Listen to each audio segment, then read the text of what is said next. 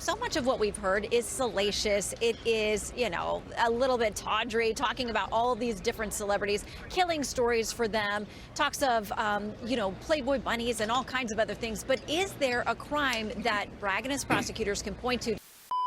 As for Pecker, Trump's team finally getting their chance to probe him after Bragg's prosecutors went hard on the former National Enquirer head honcho. I did not write this. Pecker testified that bearing negative Trump stories was about protecting his campaign, not his family. Pecker also says that he caught and killed for many famous people who were running for office, like former California Governor Arnold Schwarzenegger and Barack Obama's chief of staff and former Chicago Mayor Rahm Emanuel.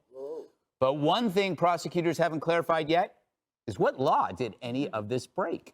Pecker said he assumed it was for the campaign, and we know Pecker didn't have any conversation with Trump about this. There is no direct conversation. So that he assumed it, I would have been on my feet and objected, but this judge isn't going to sustain a rightful objection by Donald Trump.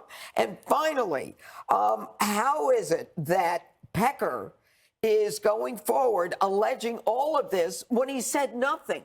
A non-disclosure, a non-compete, I mean, that is something that is part of the law. I'll tell you why.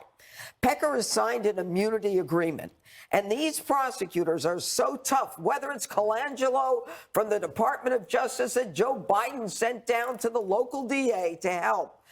Pecker knows if he goes one line away from what he's supposed to say, his butt is going to be shipped to the state prison. And that's why this whole thing is so absurd. It's a nothing burger. I'm just wondering, because the Democrats have been saying Trump's this genocidal dictator, and he's going to get into office, he's going to murder journalists, and he's never going to leave office. You'd expect him to get in this courtroom and start, like, lunging at the judge, like that felon in Vegas, like Superman, or like some maniac starting to, like, represent himself, like some crazy man. What's he doing? I mean, he's like the most well-behaved genocidal dictator we've ever seen. Shows up on time, he sits and he listens, he takes direction, he pays his fines, posts his bonds, and he's actually showing deference and discipline, but deference to the institutions that the Democrats say he's trying to blow up. He's actually refuting all of the hoaxes they're throwing at him by sitting pretty docilely and obeying the corrupt sham trial that he's going through. These Supreme Court justices are hearing this case, and I'm just imagining if they don't give a president immunity, then I'm going to get a lawyer to charge Joe Biden with human smuggling.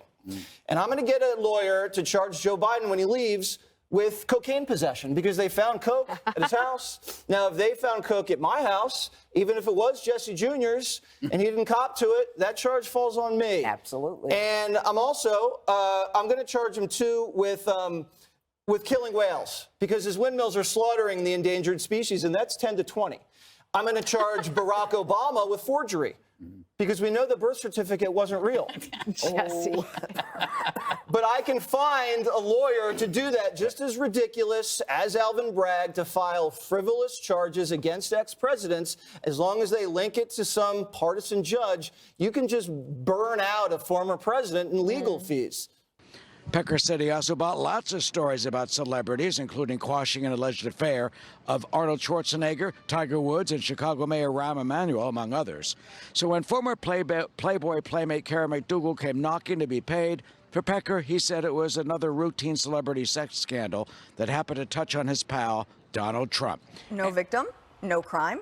The more and more I look at this, it looks like a farce. And something that you brought up that I thought was critically important is this could be part of a strategy, because they're trying to pin him down. Pecker said that Michael Cohen once asked him to send paparazzi to a summer 2016 meeting he was having with billionaire Mark Cuban, because Cohen thought it would make Donald Trump jealous. When asked by Trump attorney Emil Bove if the photo op was designed to, quote, put pressure on President Trump to treat Cohen differently, Pecker said Cohen never said that to him, but ultimately admitted that having such photos published would do that. Why would this come up? Because they're trying to tarnish what they hope, the prosecution hopes, will be their star witness. So that's curious. And we also got a preview of the Trump defense strategy to attack the credibility of his former close aide and lawyer, Michael Cohen, expected to be the prosecution's star witness here in a few weeks. Trump lawyer Beauvais asked Pecker all about Michael Cohen, suggesting that Cohen is, quote, prone to exaggeration. And he said, you cannot trust anything Michael Cohen says. As he raised that issue, prosecutors objected to that. So far, there has been no direct evidence that the former president was actually involved in any of these negotiations, knowingly dealing with the election interference. The defense has only claimed the president was angry that this type of information, Kara McDougal and Stormy Daniels' claims, came out because it would hurt his family, his reputation, and the Trump brand. But as he ended his testimony just before the lunch break, David Pecker did say that he believed and he knew at the time that making that deal with Kara McDougal was a violation of election law. That's one of the reasons why he said he decided to back away from it, and he never took the $150,000 reimbursement from the former President Trump or from Michael Cohen to pay for that. He was on the hook completely for McDougal's payments completely. So the jury will be back in about an hour or so to hear more of the redirect of David Pecker before we get witness number 2, who potentially could be Kara McDougal herself. Well, the part that caught my ear is, how do you put somebody in jail for future violations? I mean, that sounds like a state that a nation that is not run by a president, not even a dictator, but a terrorist. Harris, I have never in my 35 years of practicing law seen any legal proceeding such as the one we're witnessing right now. And again, they want to do they don't want to have not only this case, but other cases to go after Trump. We've talked about it before, and I apologize. This is all to hurt Trump politically, and they will do anything. And this judge, I think he's compromised. It'll be quite interesting to see what his ruling will be on the gag order. You think the judge is compromised?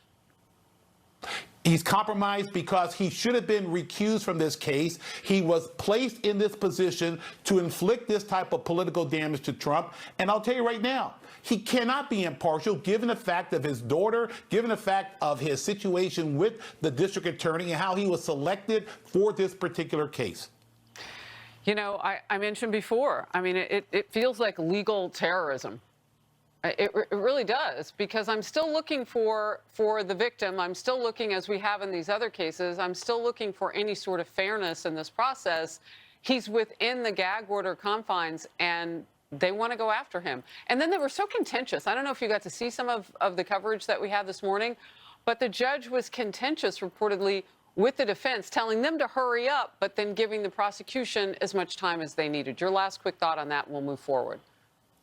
Oh, very simply, the judge is hostile to President Trump. He has a dislike towards President Trump. And I'll tell you right now, the fix is in. The prosecution will get every break possible. The defendants will have to jump over every hurdle that's been imposed by this judge. Trump is arguing he is immune from prosecution on charges he tried to overturn the 2020 election. And Trump's test case there is Richard Nixon. In 1982, the Supreme Court ruled Nixon could not be held liable for official actions because civil suits are too distracting for a president. And so if he's right about that, what has to happen? What has to happen, Harris, is a situation where the court will send instructions. In my opinion, the oral arguments could be very important on Thursday. But what I'm predicting is something in between absolute immunity and immunity that will have to be decided by the district judge. This case will never see daylight as a trial before the election. The Supreme Court will send instructions down to the lower court. Leo Terrell, thank you. All eyes on Thursday. Appreciate it. Thank you, Harris.